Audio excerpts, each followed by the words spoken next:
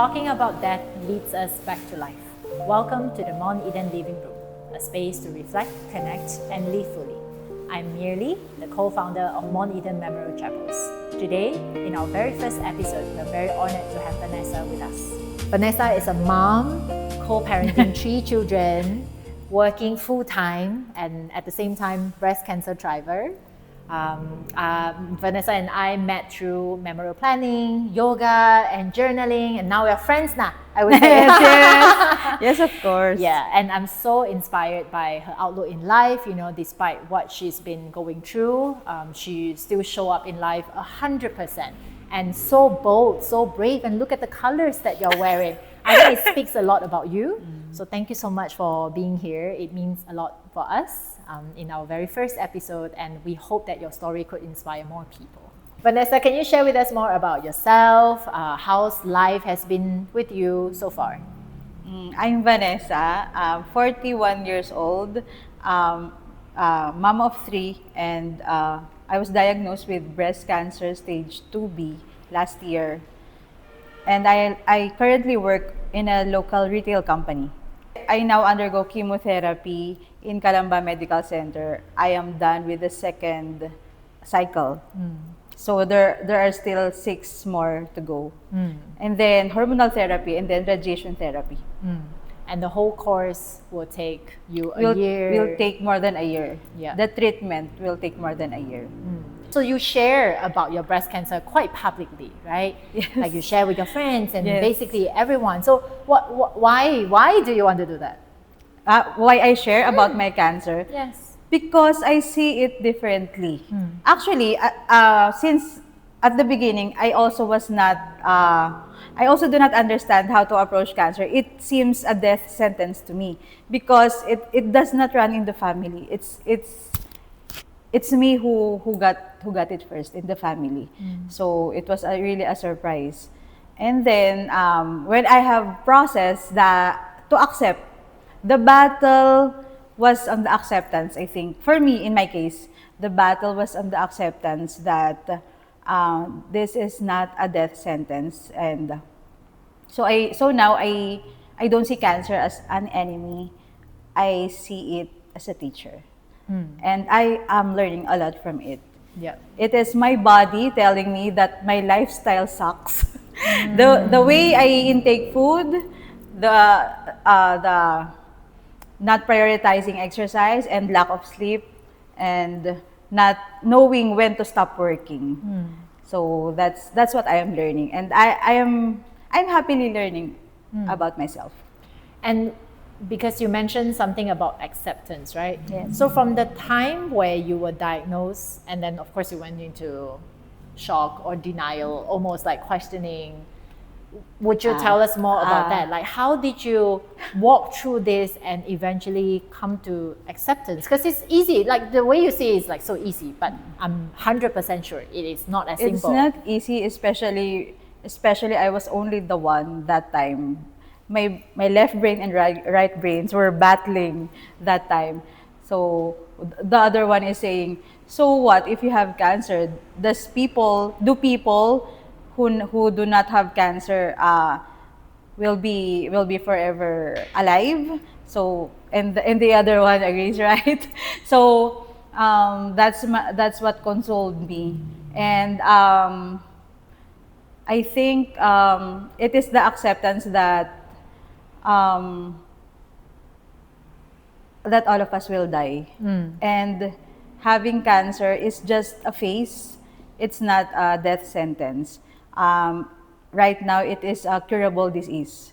But when you are not familiar with it, of course, with all the movies, you think it is a death sentence already. So now, I am happy to learn that it is the most researched type of cancer worldwide. Yeah. So it is curable.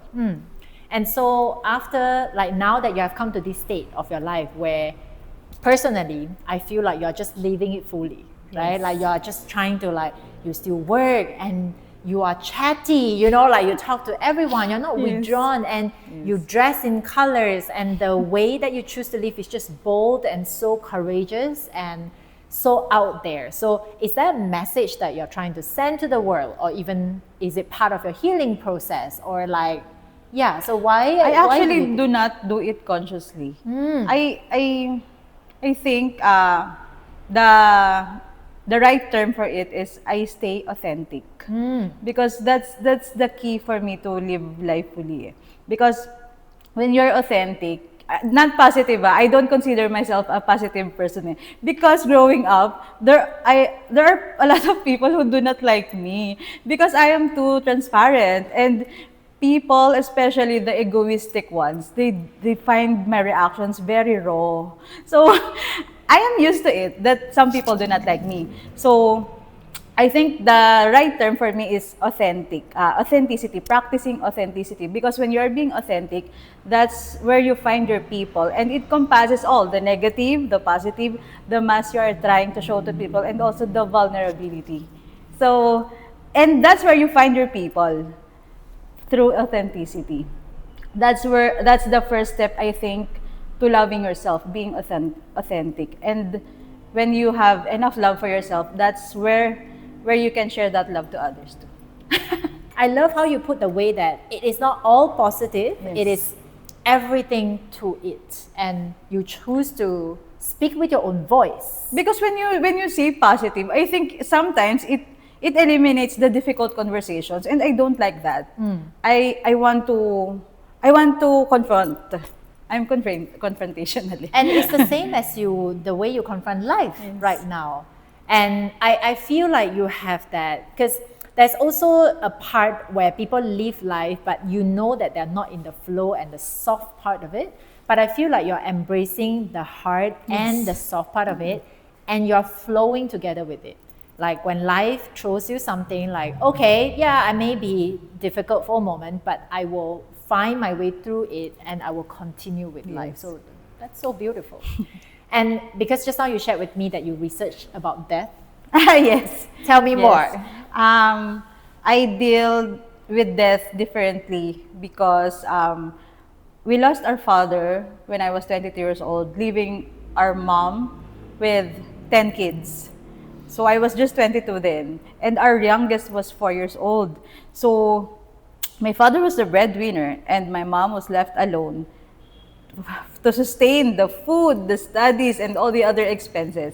So it was really hard for the grieving family. And that's when I realized that it is costly to die. It is very costly to die. So from there, I have decided that I will prepare for my own death.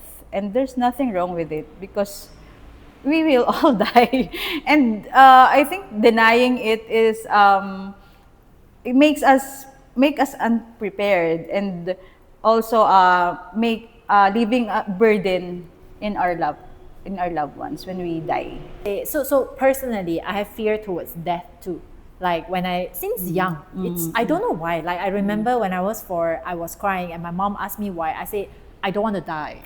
That was my exact line. And at such a young age, I didn't know what was it. So until today, like if you ask me, like, am I fearful of death? I am. Oh, really? So then I will reflect, like, why am I fearful of death? And then my answer to myself is that I feel like I have so much things that I want to do that I am afraid that I don't have the time.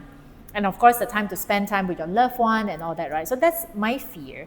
How about yourself? Like, do you still have fear towards death? I don't have. I don't think it's my problem on when and how will I die. And I think when people are afraid to die, I think it's very lonely to have that mindset. You know, you fear something which is beyond your control, and it's a very lonely place to be. So for me, I have tackled this with my children. We talk about death regularly with the books we read, including Narnia and The Little Prince. So I was happy to have read those books which deal with death, which talks about death, but not in a negative way. So it was easier hopefully for them to accept that death is a natural part of life. How do you continue to show up fully in life despite all the challenges? I think it's because of the excitement of the time I am given to spend with the people I love. and also the privilege to work. You know, how can I complain? I am able, I can still work, I can walk, I can talk. And when I cannot talk, that's very... That's your biggest fear. Yes. That's not me anymore when I cannot Yeah. talk. So how can I complain, right? So, and also the goals to look forward to. I think that's my drivers. You inspire me a lot because I always feel like I am living life to the fullest. But I feel like I live with so much fear. But I feel for you, you are fearless. That's what I am motivated or like inspired to be like you, because it's really living fully, right? Like living fully, yes, I recognize the fear, but I feel like I can't feel life fully if I always have the fear. So for you, when I see you, I feel like you are embodying the positive, the negative, the fear, and everything that life has to offer. That's why you're living so authentically, so fully. That's how I would say full, not in the sense that you have a lot of like traveling and all that, but full in the sense that you're embracing all of life. Yes. So you have chosen Mont Eden Memorial Plan, and very often time takes a lot of courage, to face the fear of death. And why have you chosen to do that step? And how do you feel after knowing that you have a plan for yourself? I now have peace of mind because my kids know what to do if ever that time comes. And it is important for me, it is a milestone for me that I have prepared for it, because it serves as an example for them to do the same when they are capable as adults also. And also, it gives me the confidence that when the time comes, they need not to worry about it because I already took care of it while I am living. That's it. So it's almost like an act. Actually, it's an act of love, right? Yes. Because you don't want them to worry about it. Yes. And you are still taking care even until the last bit, and knowing that they don't have to be stressed over it. Yes. What's the biggest lesson about life that you have learned so far? With having cancer. Maybe not the cancer part. Maybe it's all of life. Okay, on the cancer part first. Okay. That know when to stop working, avoid abusing your body. Because I own cancer. I own the accountability of having cancer.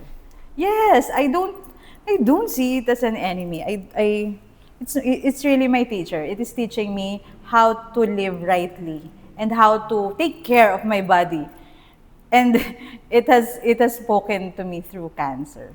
So take time to sleep, very important, because that's my vice, the lack of sleep. Because I have so many ideas that I usually have a hard time having to sleep.